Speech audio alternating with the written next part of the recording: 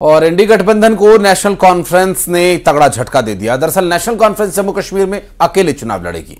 जम्मू कश्मीर के पूर्व सीएम फारूक अब्दुल्ला का बयान आया है, पार्टी अपने बलबूते पर चुनाव लड़ेगी। ये बड़ी जानकारी इस वक्त आपको दे रहे हैं। फारूक अब्दुल्ला ने इंडी गठबंधन से किनारा कर ही लिया है और फारूक अब्दुल्ला या नेशनल कॉन्फ्रेंस कोई पहली पार्टी या पहले नेता नहीं है जिन्होंने ऐसा कदम उठाया। इससे पहले एक लंबी फहरिस्त है नामों की जो इंडी गठबंधन का साथ शनै शनै छोड़ते चले हैं। हर इंडिया अलायंस का मकसद आपस एक दूसरे को कमजोर करना है तो ठीक है ना, अब हम इन सीटों पे बात कर सकते हैं। लेकिन अगर इंडिया अलायंस का मकसद बीजेपी को कमजोर करना है तो नेशनल कॉन्फ्रेंस को कमजोर करके आपको क्या मिलेगा? ये तो पहले ही 3 सीटें इंडिया अलायंस के पास हैं। अगर इनमें से कोई सीट बीजेपी के पास होती या बीजेपी के जो सहयोगी पार्टियां हैं उनके पास होती, हम जरूर उन पे बात करते।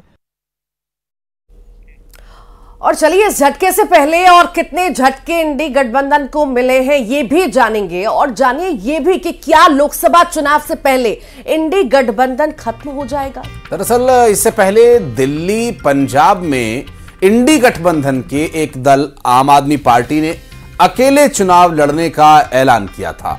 पश्चिम बंगाल में ममता बनर्जी भी अकेले चुनाव लड़ने का ऐलान कर चुकी हैं। फारूक अब्दुल्ला की खबर हमने आपको दिखाई ही कि अब वो इंडी गठबंधन से अलग हो चुके हैं और पूर्व मंत्री मुश्ताक बुखारी भाजपा में शामिल होने जा रहे हैं। ये भी बता दें कि मुश्ताक प्रमुख पहाड़ी नेता हैं। उन्होंने कहा है कि केंद्र सरकार द्वारा जम्मू कश्मीर में पहाड़ी जातीय समूह को अनुसूचित जनजाति यानी कि एसटी का दर्जा देने से खुश होकर वे भाजपा में शामिल हुए। तो वहीं बिहार को हम कैसे भूल सकते हैं, क्योंकि बिहार के मुख्यमंत्री नीतीश कुमार भी इंडी गठबंधन से अलग हो चुके हैं, जबकि इसकी शुरुआत इसके प्रणेता बनकर यही नीतीश कुमार आए थे जब बिहार के पटना में इंडी गठबंधन की पहली बैठक हुई थी। ये सूत्रधार हुआ करते थे और सूत्रधार ही अब सूत्र से अलग हो गए हैं। उन्होंने विपक्षी पार्टियों के बीजेपी के खिलाफ एकजुट किए जाने का जो आंदोलन शुरू किया था वो ठंडा होता नजर आ रहा है और अब वे खुद 28 जनवरी को एनडीए में शामिल होकर इसे तार-तार कर चुके हैं।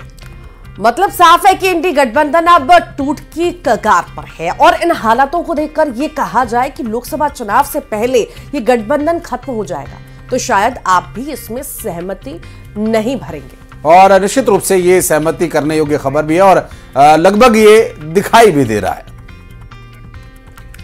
और बढ़ते आगे, कांग्रेस, जोगी कांग्रेस और अन्य राजनीतिक दलों से मुंह